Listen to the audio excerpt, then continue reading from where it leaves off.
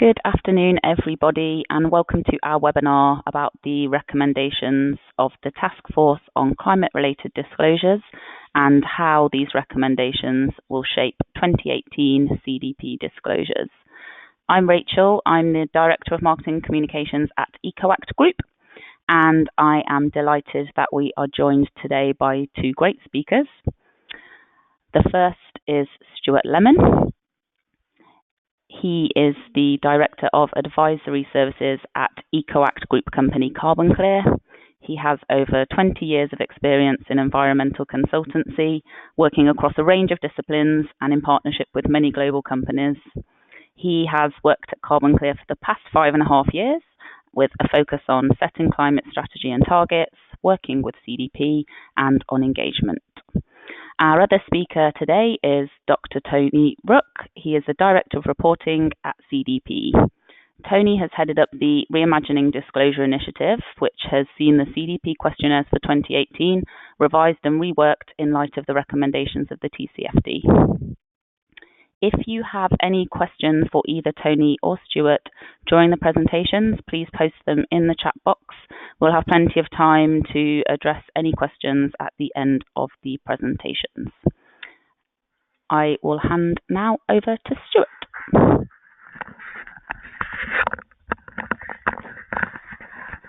Thank you very much, Rachel, and thank you very much, everybody, for joining us this afternoon. My task over the next 10 minutes or so is to provide an introduction to the Task Force on Climate-Related Financial Disclosures. In the interests of us finishing before 5 o'clock today, that is the last time I'll refer to its name in full, because it's a bit of a mouthful. From here on in, we're talking about the TCFD, which hopefully trips off the tongue a little bit more easily. What I will cover over the next few minutes is a little bit of background about TCFD, what it is, why it came about, and the key points from the report that was issued by the task force. And I do that really partly for its own sake. TCFD is interesting and significant and is going to have a lot of impact in the sustainability world, and partly also because it is integrated now into this year's CDP questionnaires, and in particular the Climate Change Questionnaire, which Tony's going to take us through in some detail once I hand over to him. So what is the TCFD? Really, the way to think about this is to go back to the beginning, as always. TCFD was set up by the Financial Stability Board. That's a global organization that tries to ensure that financial global markets work to the best effects and to the benefits of society. In 2015, they were tasked with providing better information around climate and climate-related risks. And that was a challenge put to them by the finance ministers and central bank governors of the G20.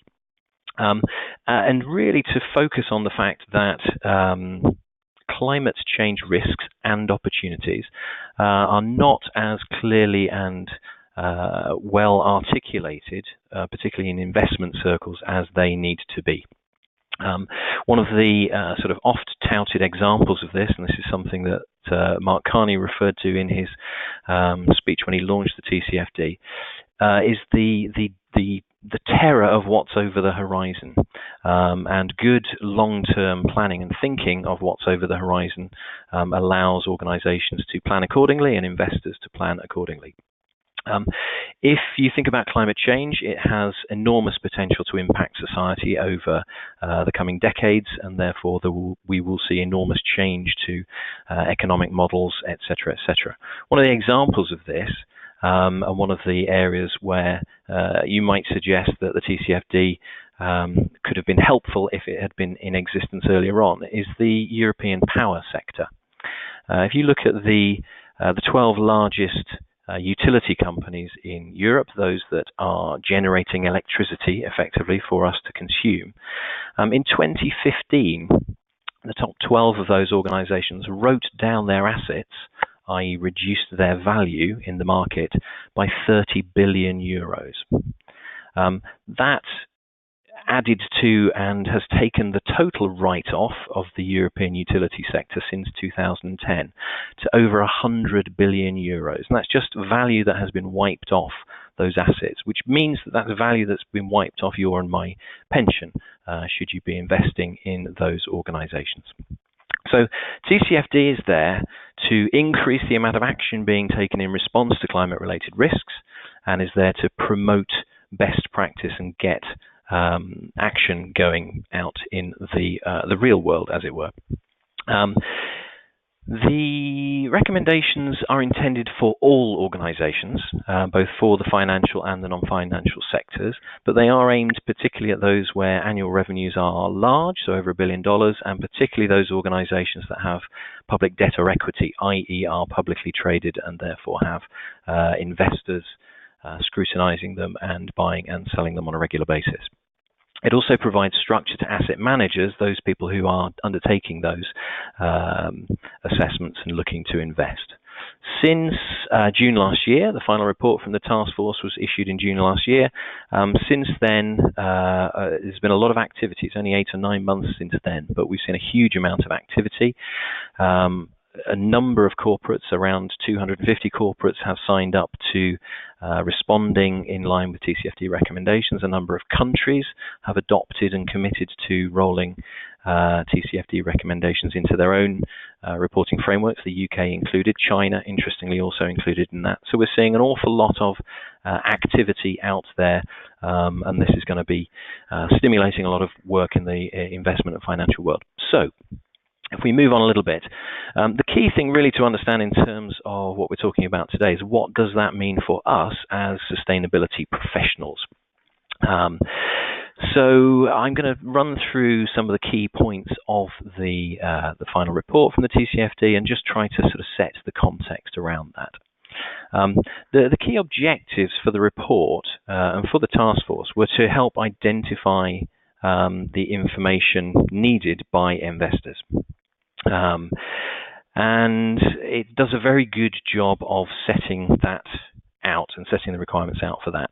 The key features are that all of those recommendations are adoptable by all organizations, that they should be included in financial filings. And the idea is that they're in mainstream financial reports and that they're reported on an annual basis. Critically, that information should be decision useful.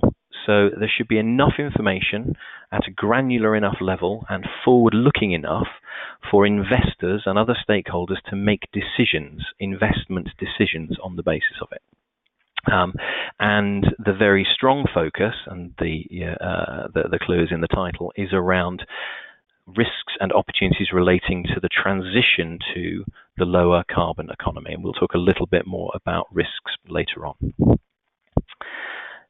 So those are the key recommendations, and the way that the task force report structures the recommendations is around core elements, 4 core elements of information, which you can see on the right-hand side of the screen there. So the keys there are governance.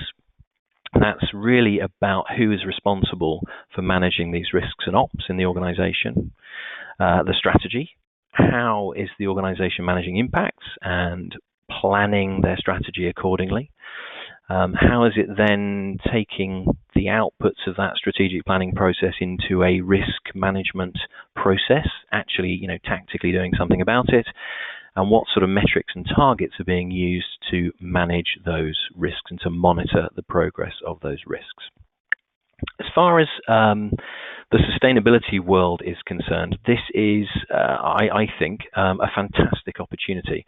One of the great things that we, as a consultancy, have been able to do with our work on CDP and our partnership with CDP for many years is use that as a way of helping the people we work with, who are typically sustainability professionals, helping them to engage more broadly in their organizations, raise the profile of what they do and of climate change at a higher level in the organization. Sorry. One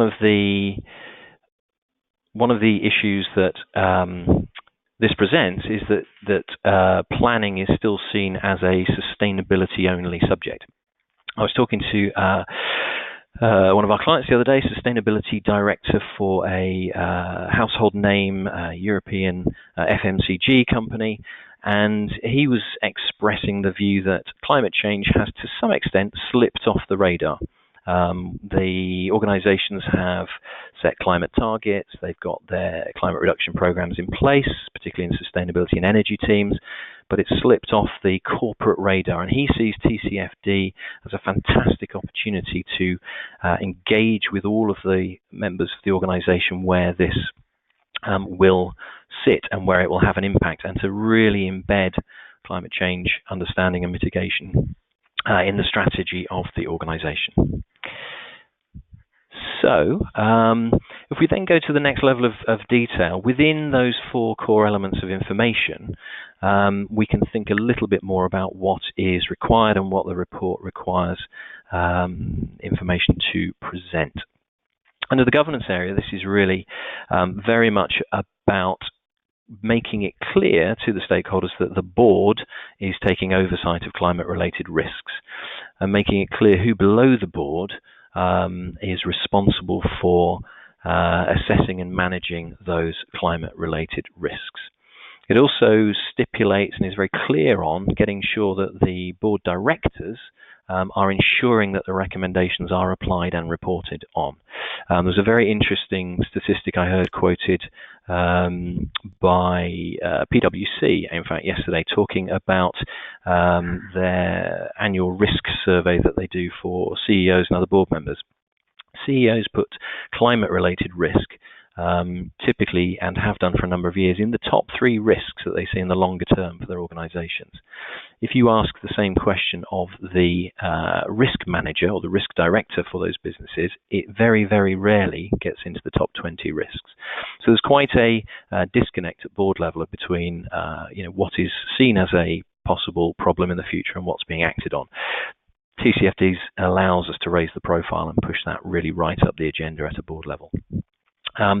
Strategy, this is really where we talk about identifying climate-related risks and opportunities, and where some of the recommendations in the report, which I'll talk about in a second, come in around scenario analysis, and particularly climate scenario analysis, and how that can be used to understand future possible outcomes, and therefore to inform strategy going forward, both in the sort of medium term and the very long term. Strategy is also there about looking at those timeframes and looking at the longer term horizons for disclosure. This, of course, needs to be relevant to the business. If you are have a very, very short timeline, I was talking to a client the other day whose short term definition for timeline is the next quarter. I also have another client who invests in very large scale manufacturing operations, tens and hundreds of millions of pounds worth of equipment. Their investment cycles are typically 25 to 30 years, so their horizons are much, much longer. So the strategy needs to take the analysis into account that's relevant and material to the business. So the next area around risk management, this is really partly about process. So what is the process for identifying risks and, again, potentially opportunities, and understanding how those risk processes are properly integrated into the business. And again, as I've said, this is an opportunity for the sustainability professionals to drive the agenda in terms of putting climate right in the middle of the business and making sure it's embedded in all the risk processes, including operations, including finance, including insurance. It may be included in HR strategy, but it could be quite significant at the center of each business.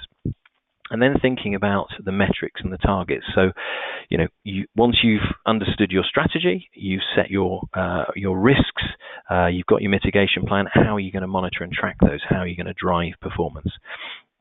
There is a recognition in the work of the TCFD, and I think also Tony will talk about this in a minute, that we can't necessarily run before we walk. There's an expectation that we're not going to launch straight to everybody having done detailed long-term climate scenario analysis that they can disclose this year. So there's an understanding that in the first place, financial disclosures may be relatively qualitative. It may be that some risk workshopping's been done, some planning's been done, and some pathways have been plotted, and some ideas and identification of areas for further study have been brought about. But certainly that's what the task force is looking to see. Also, again, looking to see that governance and risk are applying in those metrics and those targets, and that those disclosures are going to be pushed through and tracked through. This isn't a one-off exercise. This is not a report this year. This is make sure you're reporting every year from now on. The final thing to say just on the metrics and targets is that the report does acknowledge that disclosure can be achieved through other non-financial reporting frameworks, and that's particularly where CDP will be important as a channel for communicating that sort of information. However, the recommendations are that they are disclosed in standard annual reports as well as just in CDP. One of the key areas of focus of the report, which I'm going to touch on now, but not in a huge level of detail, is the concept of scenario analysis. A number of sectors use scenario analysis for looking at the resilience of their business and testing their strategy. And it's a very key focus of the report that scenario analysis is part of the toolkit for assessing climate-related risk. Partly because climate-related risks are long-term, and partly because there is some uncertainty around what will happen in terms of those risks. You see on the two sides of the screen there the two key definitions of risk. The ones on the right, for those people who've sort of come from a environmental science geography background, are probably the ones you think about straight away, the physical risks. These are, what physically will happen to the planet as it gets warmer. Typically things like, acute events such as extreme weather events, hurricanes, floods, droughts, heat waves, etc., and then the chronic, longer-term shifts, which is to do with, areas of the coast, low-lying islands, Bangladesh, etc., becoming subject to inundation through sea level rise, areas that are currently water-stressed becoming uninhabitable because they have no water. And the idea of scenario analysis is that you look at physical risks, but also you look at transition risks. And transition risks are those that are risks with the transition to the low-carbon economy. Those transition risks are broken down into, as you can see there, the four key areas: market, reputation, technology, policy, and legal. Each of those reasonably clear to understand. If you think about technology, for instance, and you think about the motor manufacturing sector, it's one of the largest global sectors. Norway has already stated that they will only allow the sale of electric vehicles from 2025. UK government's made a commitment to do the same from 2040. That is already driving the investment and the investment decisions within the automotive sector. Therefore, this morning when I checked, Tesla's market cap was 10% higher than Ford's market cap, because they obviously perceived, even though they've never made a profit, as being a much better bet in the long term. So the idea of a scenario analysis is you take a future scenario and you model what is going to happen under that scenario. And what the report talks about is taking a 2-degree scenario as you must look at this because that's where we're going to get to, bearing in mind we're already at 1 degree, so it's not that far to 2 degrees. And then typically a couple of other scenarios a little bit further beyond that. They are usually somewhere in the 3.5 or 4.5 degree scenario. So what happens to the planet then? What will be the physical risks to your business and your physical locations? What will be the transitional risks to your operations? What will be the impact on your markets, your reputation? What policy and legal strictures are going to be in place that you're going to have to deal with? Okay, that's a very, very top level quick skip through scenario analysis. We can come back to that in the question section if people are interested. Final point from me, really, another key output from the TCFD report is that it is aligning with other frameworks. It draws together lots of good practice and provides a very clear, robust framework for reporting, but it is linked to these other initiatives and frameworks that you see on the screen, and most of those have, since the publication of the report, adapted their own outputs so that they are aligning with the recommendations of the TCFD. Thank you very much for that. It's a whistle-stop tour through the TCFD. Plenty of time for questions later, but I'm going to hand back to Rachel now. Thank you, Stuart, for that introduction to the TCFD recommendations. As Stuart mentioned, you can pop your questions into the chat box if you have any, and we will answer those at the end of the presentations. I am going to hand over now to Tony from CDP, and he is going to run through what the recommendations mean for your CDP 2018 disclosure. Tony, you should be able to control the screen. Okay, thank you very much. I'm just checking. Can you hear me okay? Yes, we can. Okay. I don't see how I can do this. So if I just ask you to go to the next slide, that's probably going to be easier because I can't seem to have to do it myself. Thank you very much, everybody. As you briefly saw there, I'm Tony Rook. I've been at CDP now for 2.5 years. I am a technical director, which means that I'm responsible for the technical development of our questionnaires, the scoring, and also our operations of the CDP disclosure cycle and the CDP disclosure system.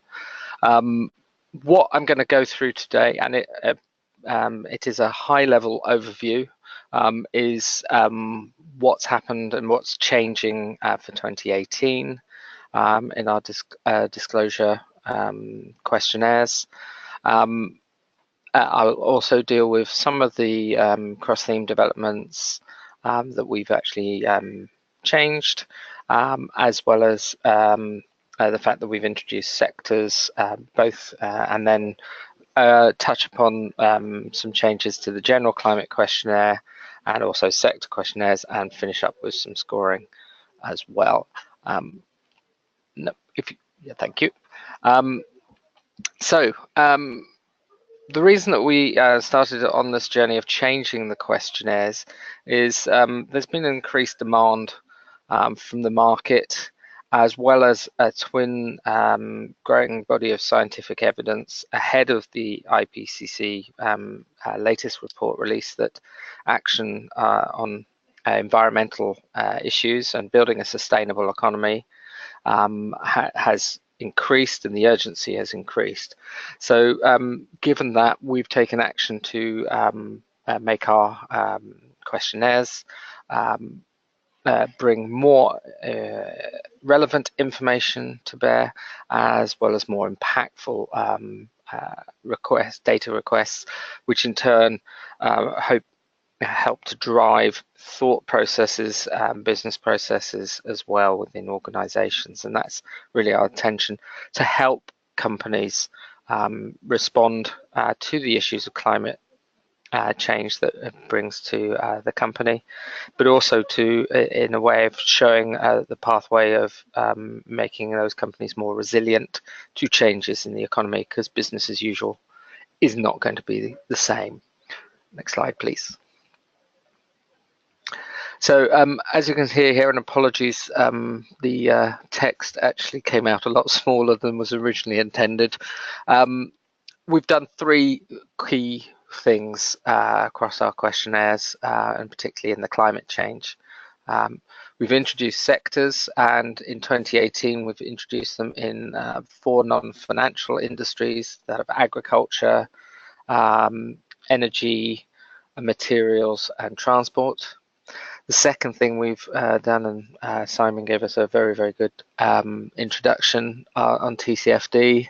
As he said, not just pronouncing it, but actually studying it could take all day. We've integrated the recommendations of the TCFD into our questionnaire. There are 27 questions that are TCFD aligned, and they have been approved by the TCFD Secretariat as aligned as well. The majority of which CDP has asked for a number of years, but there are one or two new things that have come in through that, and also some tweaks to where we asked for similar information, but we've actually aligned it fuller. And the third component is a continuing evolution of our questionnaire, and again, building on what Simon talked about, into less interest in what has happened historically and more into more forward-looking metrics, or metrics that give us an indication of the company's position and resiliency to those transitions that we talked about, whether they were physical or the more human transitions of market, regulatory, technology-led, and reputational. And we've also made changes, again, evolving our questionnaire, where we've tried to make our language more aligned across our themes, as well as aligning with other frameworks. Next slide, please. So, what have we done? Well, we've revised our questionnaires, we've revised our reporting guidance and scoring methodologies for this to take into account the evolution. The majority of companies will continue to get a general questionnaire like they used to in previous years, although albeit with revised questions within it. But there are also some sector-specific ones as well. We've been upgrading our systems here, so we now have a new online preview of questionnaires. This helps with the complexity of sectors, as well as potential tiering of questionnaires. And we've also produced our reporting guidance and our scoring methodologies through this new online system. And we've been in the process of upgrading our disclosure platform through which you respond to CDP. As I said, this is an ongoing project. It's our first year of the new platform, and going forward, we hope to make continuing improvement year on year to that as well. Another innovation that I mentioned here is that we've responded to a number of people's feedback.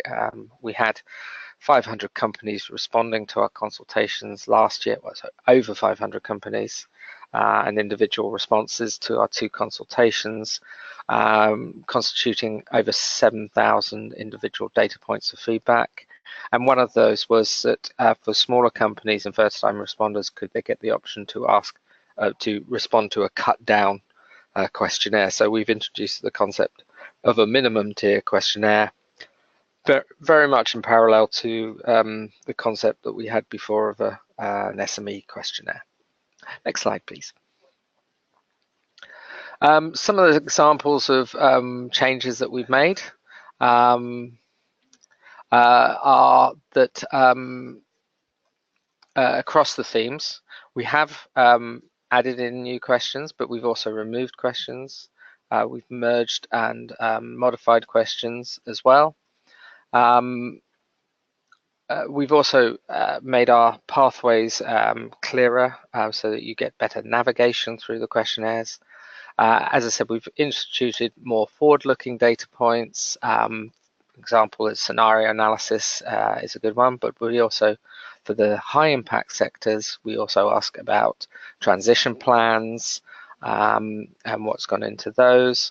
There are production level metrics that also talk about, could be used as derived forward-looking data points as well.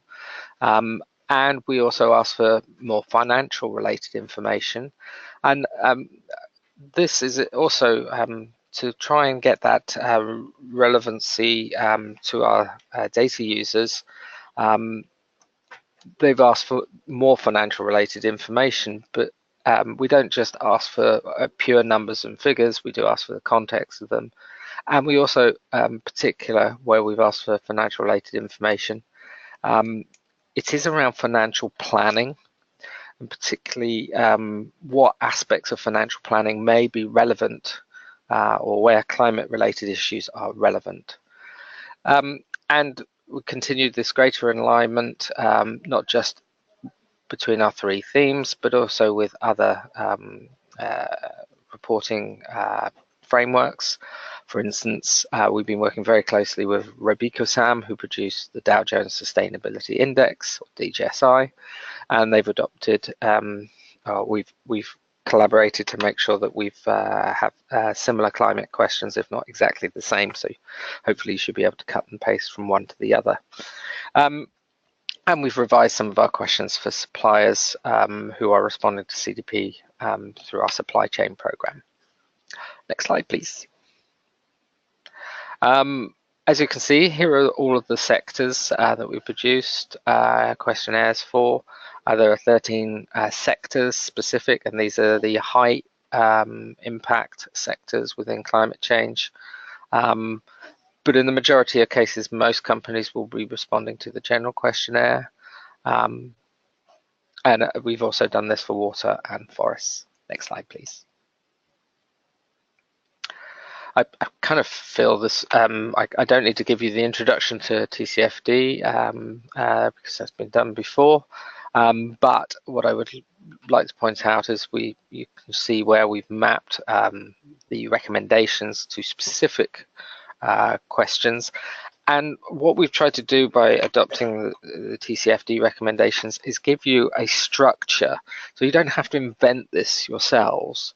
And that means that you can start disclosing to TCFD recommendations from year one through the CDP response, and then use that as, I would say, where you show your detail, and you can then take that to summarize within your annual reports as well, and refer out to CDP as where the detailed amount of data is as well. It's an important point because these are very, there's a lot of information that could potentially be shared under this and within annual reports, and for many companies it's where to start. Well, we've done that thinking for you, so you can use our questionnaire to do that. And the second thing is that there's probably more information than most companies can get into their annual reports on just climate related issues going forward. So this gives you an opportune moment to actually refer out to more detailed responses. Next slide, please. So what have we done? At a next level of detail down, we have restructured our climate questionnaire. We've restructured also the water and forest questionnaire. As you can see, there are now 15 modules. We continue to have an introduction and then the sign off at the end, introduction at the beginning. And it roughly follows the sort of the same trajectory as the TCFD, as well as having a cross-theme alignment as well. Next slide, please. One of the things I get asked, does this mean that you've wholesale changed the questionnaire? No, we haven't. 82% of our questions in climate are either no change, minor modification, or modification where we might have merged questions or demerged questions, or added data points or taken data points away from a table. There are 18% therefore are new questions, but we have also removed 7 questions, and you can see those at the bottom of the slide there. The diagram on the right gives you an indication of where the new questions arise, and I just want to pick out one, which I go on to the next slide on, which is in governance. Here, it looks like we've added lots of questions, but what we've really done is actually split out an existing question into 2, and this is really critical information, and hence when you look at the scoring methodologies, you'll see different weightings for this, or high weightings for this. Governance of climate related issues is really something of a concern for many organizations and many investment organizations. I want to actually understand that the processes and the people are in place to be accountable for this, or the risk committees, for example. So we previously asked what was the highest level of responsibility within an organization, and we've split that into 2 now and said, well, where on your board is climate related issues held accountable, and then also where underneath your board level, so at the management level, are climate-related issues managed, and the person responsible for that, as well as how frequently they get updated on these issues. And that's just an example of where we've actually created what we call a new question, but it's actually based on very, very similar information that we asked for. We're just going into a bit more granularity. Next question. Not question, sorry, slide. Okay, so we've also devised new sector questionnaires, and as you can see, there are 13 new sector questionnaires, and in 4 groupings of agriculture, energy, and materials. And if we go into the next slide, because we've got limited time, I'm just going to give you a flavour from, for example, the agricultural area. This is divided into 3 specific sectors. A lot of commonality between the 3 sectors. We've taken a lot of the questions based on our previous food, beverage and tobacco module, and really focusing agricultural commodities focuses on the production of primary agricultural products. Food, beverage, tobacco very much focuses on taking those primary products, they may be corn or palm oil or something like that, and turning those into manufactured food products. And then the paper and forestry is very much taking the management, sustainable management of forestry, and then turning that into fiber-based products such as paper and cardboard. All of this, we've looked at it, where the key impacts are, and what we're asking for within the sector questionnaires is very much the Scope 1 emissions breakdown by commodity. We also ask on land management practices, and this is specific to the agricultural sector. And then, like across many of our sectors, we ask for emissions intensity data, so the amount of CO2 per tonne of commodity produced, as well as Scope 1 and Scope 3 emissions by relevant business activities.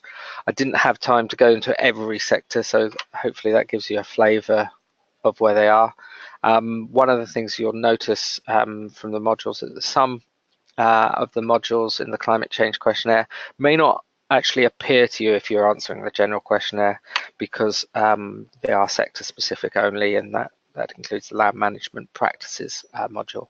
So don't be worried if your module scope skips, or your questionnaire skips from module 11 to module 13. It may be that those questions just aren't applicable to you. So I'm going to quickly whistle stop tour, and apologies to my co-speakers, I'm trying to rattle through. Scoring, we still have the same scoring year on year. It's going to be D- to A level for those responding. This is disclosure, awareness and management and leadership levels. And there will be 2 bands as before in previous years, and a threshold to move between levels or up levels is 80% at the previous level. Next slide, please.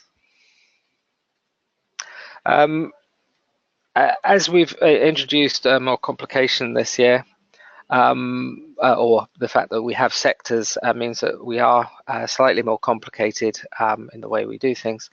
And we've introduced new questions. We've introduced also weightings. These apply at the management and leadership level, and they're there to really highlight the relative importance in our scoring system of various scoring categories. So, for example, scenario analysis is, whilst we asked it last year, because we've broken it out as a separate question, we've attributed a 1%, it acts as 1% of your management or leadership score this year, because we do acknowledge this is a first year for others to do this, and not all sectors have been doing this for very long, but we do expect that to change over time, as this is an important tool in risk and opportunity planning for an organisation and strategy. So that's a whistle-stop tour through everything. There's a lot of detail behind this, but I hope that's given you a flavour of what's happening.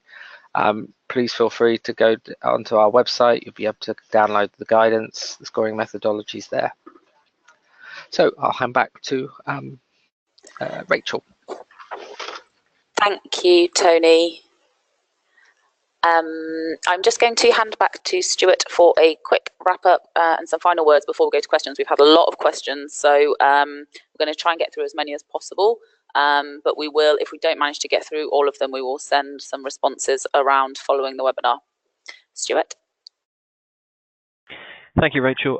Yeah, we slung in an extra slide here at the end around how to maximize your score. And we've done this particularly because when we've run CDP webinars before, that's quite often the question that gets asked most. So in terms of our Carbon Cliff top tips on how to maximize your disclosure, and particularly in light of the TCFD recommendations and the changes to the CDP climate change questionnaire that Tony just eloquently described, a couple of key points. So one of the best places to start is with the guidance. The guidance is available from the CDP website, and on a question-by-question basis, there's a clear explanation of what that question is looking for and information around what a good answer to the question looks like. Understanding that guidance, it's a fairly substantial document, so it takes a while. But once you've got through that, you can then take a gap analysis view on your previous response, and you can identify where last year's answer may be current and relevant and meet the criteria, and where you're going to need to do some extra work. And that's really where this theme that we've talked about throughout this webinar comes in again. This is about engagement. So moving on to enhancing the submission, the best way to do that is to engage with your colleagues. And this year, particularly in light of TCFD, engaging with your colleagues in risk, in finance, in investor relations, those are going to be the places where you're going to get the information that you need to bulk out and answer the new questions, particularly those questions that have been added or enhanced in light of TCFD, particularly in the areas of risk and opportunity analysis, talking about risk processes, talking about strategy, talking about mitigation, etc. If you've got some scenario analysis, that's fantastic. The other key areas of work that are discrete bits of work that Carbon Clear quite often gets involved in with clients when we've been helping them with CDP is to fill some of the gaps. So the questions where they don't have an answer, or perhaps only have a partial answer that isn't getting the full points. Scope 3 emissions assessments are quite a key focus area. Most organisations these days have a good handle on Scope 1 and 2. Scope 3 takes a bit more work, and for some organisations is a very, very much bigger kettle of fish. So that's worth focusing on and investing some effort on. Also thinking about the move towards targets, and particularly science-based targets, doing the work there, having the rationale of matching your organisational emissions to a science-based trajectory to demonstrate that you're doing your bit and you understand what future scenarios look like, and you're going to be getting involved and doing some work there. So literally, 5 key points on where you can maximise your effort in terms of getting your disclosure up to scratch this year. I quickly hand back to Rachel and we'll go into questions, I think. Thank you, Stuart. So we've had quite a lot of questions from the audience, and as I mentioned, if we don't manage to get through all of them, we will follow up with answers in an email. We also will share a recording of this session with you after we finish this afternoon. So we've had a lot of questions about scenario analysis and scenario risk. So the first one for you, Stuart, should scenario risks include consideration of the impacts that may be had on clients? Okay, thank you. Yeah, I mean, one of the clear recommendations of the task force report is that the scenario should take into account your market. So your market is either your individual customers or your collection of customers. So you need to think about regulatory impacts on your market. You need to think about consumer preferences. As we've talked already about the difference between Ford and Tesla. If everybody wants an electric car and Tesla make the sexier electric cars, then you need to understand that and the impact that change is going to have on your clients. So yeah, absolutely. What's going to happen to your market is a key part of the assessment. Thank you. A question for Tony. Are there any risks that we should consider when we're doing our CDP audit? So we tend not to be prescriptive on what you as individual companies do. And actually this year, again, responding to the feedback that we had last year, we've simplified our risks and opportunities questions. We've actually reduced them from 6 questions down to 2. One for risk, one for opportunities. They are broken down into risk types by the same nomenclature that was used in the TCFD.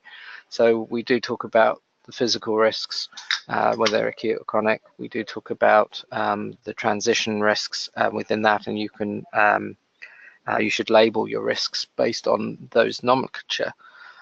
So I think there's yes, but we're not predefining that you must have one of each transition risk and you must have one of each physical risk. It's got to be what's most appropriate for your organization. Thank you, Tony. Another question for Stuart. How can we disclose so much strategic information when our competitors won't do the same? That's an excellent question. You have to remember that the CDP is a channel, and it's a channel through which you communicate to your investors, and hopefully you're providing them with information on which they can make investment decisions.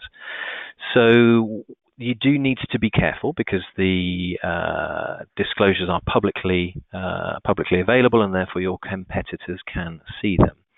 So there is a balance to be drawn between disclosure and not giving away anything that is commercially sensitive. In the consultation process each year that CDP goes through in terms of revising the question set, organizations have the opportunity to feed into that. So generally, the questions are structured in a way that ask for useful information, but not commercially sensitive information. But there is a slight risk there, and therefore you need to be careful. My personal view, however, is that if you are in a position to share your strategic view of your long-term future, your governance around your strategic view, your understanding and identification of risks, your mitigation plan for those risks, and your progress towards achieving your end goals, that is a fantastic message for you and your investors. And if you're saying that and your competitors aren't, then I as an investor would be investing in you rather than the organization that doesn't seem to know what it's doing and isn't saying anything about its future. So, bear in mind that there's an opportunity in that scenario as well. Can I just jump in there as well, because I want to build on what Stuart said there. One of the things, we got asked this quite a lot last year, and we did actually get contradictory evidence from a number of companies on certain data points. That some were saying it's confidential and some were saying it was actually already out there in the public domain. If something is, I'm going to start with a caveat. If something is actually material to your organization, you should not be disclosing it first through CDP. It should actually be publicly disclosed anyway prior to that. Having said that, what we have a growing body of evidence is that the more transparent an organization is and demonstrating its ability to be resilient to the climate transition finds it gets ranked high, and therefore it has more opportunity from investors where they see what's happening, they can actually, in many cases, invest better. But we've also found evidence that the cost of capital to organisations is lower for those that are disclosing more fully and showing the processes that they use to govern it, but also the direction they're heading in, and particularly those that are performing the most on. And on a personal level, I many years ago put my pension into a ESG pension fund, and it has consistently over the last 15 years, but also in the last 5 years, has outperformed the market. And those are going into organisations that have disclosed more and are taking action on environmental issues more. So I think it is a tremendous value to organisations to do that. Great, thank you for that addition there, Tony. Really, really useful insight. Another question here, could we imagine a progressive implementation of the TCFD recommendations with priority put on the highest emitting countries? Stuart, do you want to take that one? Yes. I could chip in as well if you want to. Yeah, no, absolutely. Well, in an ideal world, I think that an implementation that's staged in that way would be excellent. I guess I default slightly back to the fact that the TCFD's recommendations are purely voluntary at the moment, and therefore there is no formal integration, implementation, rollout mechanism. But yeah, that sounds like, from an ideological perspective, that sounds like a good approach. But Tony, perhaps you can add colour to that. Yeah, I mean, they were developed and intended to be globally. Sorry, I'm getting a bit of feedback. Global rollouts. So that any companies in any country can do that. The TCFD itself has actually said they acknowledge that this is not you have to disclose everything from day one. Their thinking is very much this is a 3-year process. I think the other thing to that is that in many cases, if you've been disclosing to CDP for a while, you've already been disclosing to the majority of recommendations anyway. The question of voluntary and mandatory, yes, they are voluntary recommendations, although I've already seen a number of potential information points that suggest that if these are not adopted anyway, then there will be quite some push to get them mandated into company filings as well. So yeah, I think my message on this is better to get ahead of the game, and without sounding too self-serving, obviously CDP provides you an opportunity to actually get started on that in a way that you don't have to figure out the structure yourself. We've done that for you, and obviously EcoAct and Carbon Clear can help you in the preparation of that. Thanks, Tony. And another question for you: will we be able to see the weightings associated with each question? Perhaps you could just point people in the right direction to understand how questions in the questionnaires this year are weighted. Yeah, so we're in the process of publishing some user guides, weighting and scoring category user guides that will be able to show you on each category what the weightings are. And yes, and I think what I'll do is offline to Rachel, when they're ready, I'll provide a link to go there. Fantastic, that's great. And then one final one for both of you. I think we've touched on this a little bit, but it's interesting to consider. Do you see disclosure of climate-related financial risk becoming mandatory at some point in the future? Well, simple answer from me, yes. Over what time scale? Not sure. Yeah, and the answer from me is yes, and I think it will happen probably in some European jurisdictions first, possibly elsewhere, but I think it will happen over time. Elsewhere, it's not just purely a regulatory decision. There's also political aspects as well that will factor into this.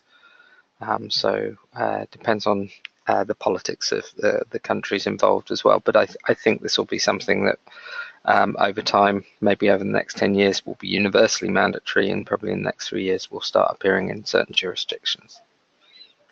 Very valid point. Thank you. So we are going to wrap up the webinar on that note.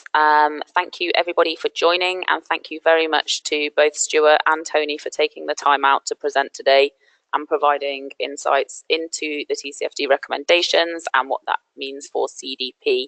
As I said, we will circulate answers to all of the questions and the recording to the webinar later this week, and I hope you enjoyed. Thank you for attending. We'll be in touch soon.